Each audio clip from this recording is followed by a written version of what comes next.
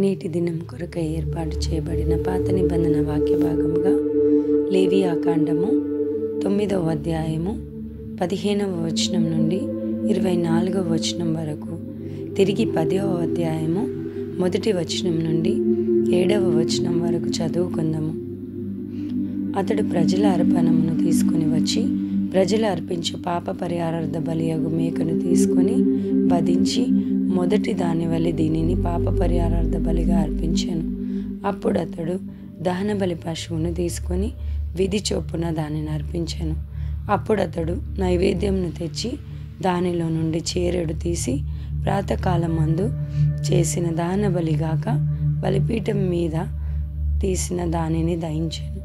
మరియు మోషే ప్రజలు అర్పించు సమాధాన బలి రూపమైన కోడెదూడను పొట్టేలును వధించెను.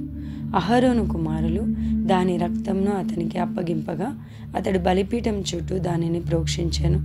మరియు వారు ఆ దూడ క్రొవ్వును, మేక క్రొవ్వును, క్రొవ్విన తోకను, ఆంత్రములను కప్పు క్రొవ్వును, మూత్ర గ్రంథులను, కాలేజం మీది వపను అప్పగించిరి. బోరల మీద క్రొవ్వును ఉంచిరి. అతడు బలిపీఠం మీద ఆ క్రొవ్వును దహించెను.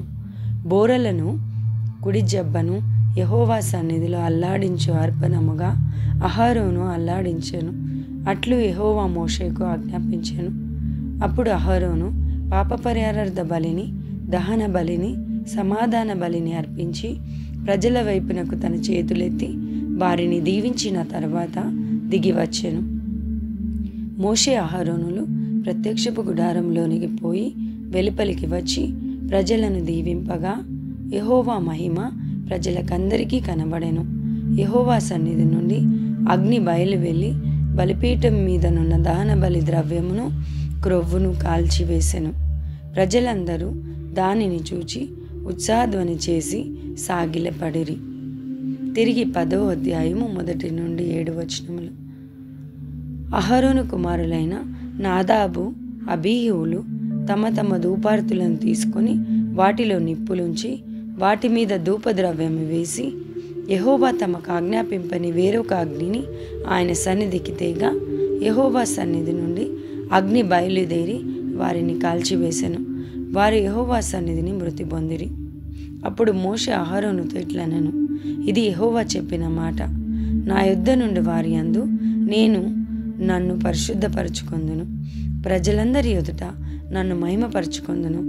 అహరోను మౌనంగా నుండగా మోషే అహరోను పినతండ్రి అయిన ఉజ్జీయేలు కుమారులైన మిషాయేలును, ఎల్సాఫానును పిలిపించి, మీరు సమీపించి పరిశుద్ధ స్థలమును నెదుట నుండి పాలెము వెలుపలికి మీ సహోదరుల శవములను మోసుకొని పోవడని వారితో చెప్పెను. మోషే చెప్పినట్లు వారు సమీపించి చొక్కాయిలను తీయకయే పాలెము వెలుపలికి వారిని మోసుకొని పోయిరి. అప్పుడు మోషే అహరోనును అతని కుమారులైన ఏలియాజరును, ఈతామారును వారితో, మీరు చావకుండునట్లును యెహోవా ఈ సర్వ సమాజం మీద ఆగ్రహపడకుండునట్లును మీరు తల విరియబోసుకొనకూడదు, బట్టలను చింపుకొనకూడదు. కానీ యెహోవా వారిని కాల్చినందుకు మీ సహోదరులైన ఇశ్రాయేలుల ఇంటి వారందరూ 7వ వచనం, యెహోవా అభిషేక తైలము మీ మీద నున్నది గనుక మీరు చావకుండానట్లు మీరు ప్రత్యక్షపు గుడారం యొక్క ద్వారములో నుండి బయలు వెళ్ళకూడదనెను. వారు మోషే చెప్పిన మాట చొప్పున చేసిరి.